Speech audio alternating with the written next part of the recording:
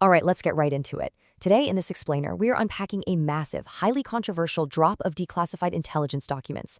These were released by Tulsi Gabbard on her literal last day as Director of National Intelligence, and honestly, they have sparked an absolute firestorm of debate. We're going to meticulously break down the claims presented by the host of our source material, looking directly at what these documents allegedly reveal, the really serious accusations leveled against high-ranking officials, and the broader societal fallout that the host passionately argues we are still dealing with today. So to make sense of all these explosive claims, here is our game plan.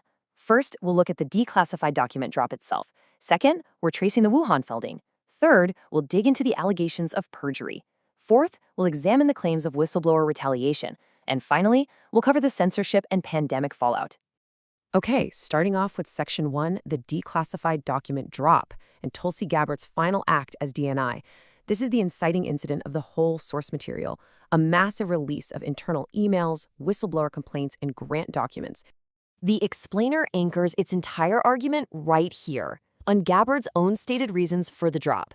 According to her statement, which you can see here, these documents supposedly reveal a coordinated effort to hide the truth about the virus's lab leak origins. The host argues that these hundreds of pages expose how Dr. Anthony Fauci allegedly collaborated with intelligence officials to actively suppress dissenting views and protect one very specific narrative.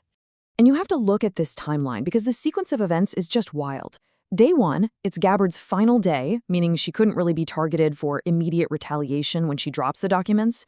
Day 2, an incoming official named Bill Pye reportedly shows up demanding lists of staff names, which the host strongly interprets as a swift move to clean house in the intelligence community. Then by Day 3, Senator Rand Paul is already stepping into the spotlight, floating the idea of forcibly subpoenaing Dr. Fauci. It was an immediate, massive political shockwave. Moving right along to Section 2, tracing the Wuhan funding, or following the taxpayer dollars. The host asserts that this alleged cover-up wasn't just about bad PR. It was fundamentally about hiding the money. According to the source, if you follow the money through these declassified documents, you get this specific pipeline.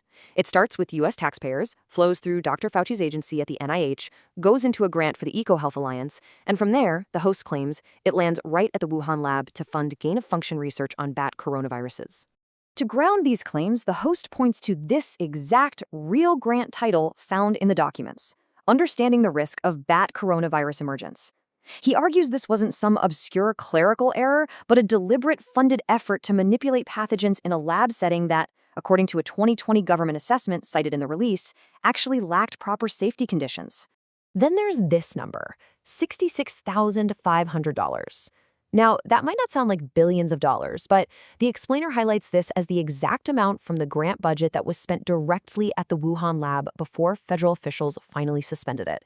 For the host, this highly specific figure is the undeniable smoking gun linking American tax dollars directly to the facility at the center of the lab leak theory.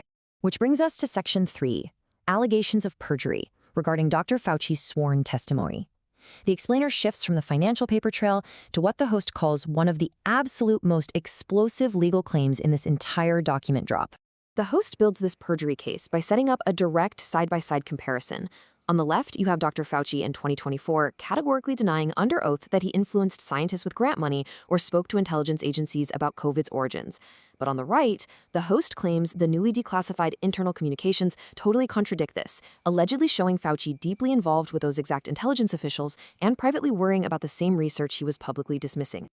To really drive home the severity here, the source video features Senator Rand Paul outlining two very distinct potential crimes.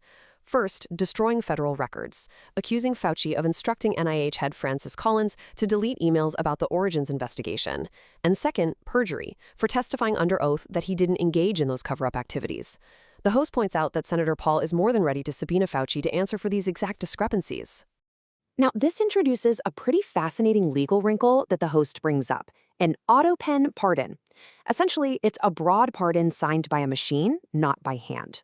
The host is incredibly skeptical here, questioning whether an unconditional get-out-of-jail-free card issued this way can even hold up in court. He speculates that this pardon will inevitably face massive legal challenges, especially given a whole decade's worth of these newly revealed allegations.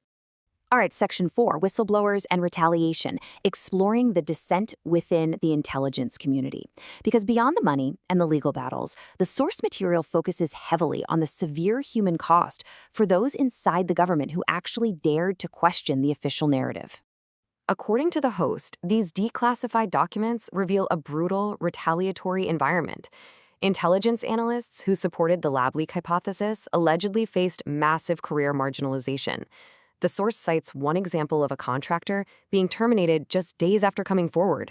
What's more, senior leaders allegedly stripped away the anonymity that whistleblowers completely rely on, forcing them into highly intimidating meetings with managers and attorneys present. The host argues passionately that this was not just your standard bureaucratic friction. He describes it as a weaponized, politicized culture of intimidation. The message was crystal clear: conform to the natural origin story or watch your career get destroyed. He frames this whole thing as a coordinated, heavy-handed effort to forcefully protect the narrative. Finally, we reach Section 5, Censorship and Pandemic Fallout. Here, the explainer transitions from the sterile world of government documents into the profound cultural and emotional trauma that the general public went through. The source host actually gets pretty personal here, sharing his own incredibly frustrating run-ins with platform censorship. He talks about how just having fierce debates about the virus's origins resulted in immediate strikes and broadcast bans.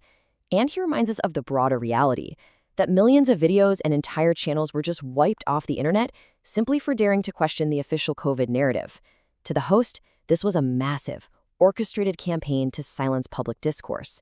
The host claims that because of this strict censorship, the alleged cover-up was able to persist, and he links that directly to immense, unnecessary public suffering.